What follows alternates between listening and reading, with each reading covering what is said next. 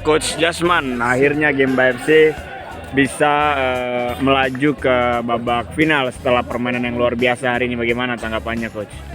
Ya, saya alhamdulillahirobbilalamin, saya sangat merasa bangga karena ini memang di luar sebuah harapan dan di luar sebuah ekspektasi.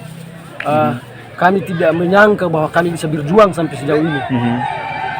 Dan itu semua hasil ini kami dapat karena semua kerja keras daripada pemain dan motivasi tinggi daripada pemain. Maka alhamdulillahirobbilalamin, maka hari ini kami bisa mendapat sebuah kemenangan dan bisa mencapai atau menuju ke partai final.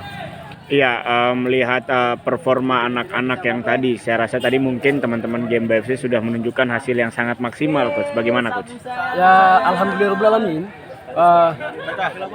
Tapi ini bukan merupakan sebuah akhir dari perjuangan.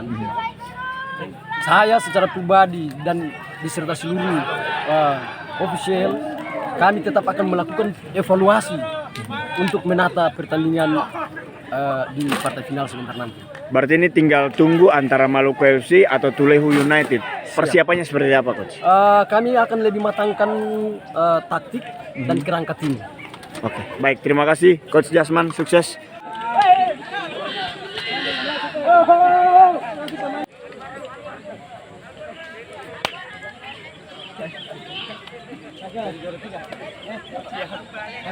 Terima kasih sudah nonton.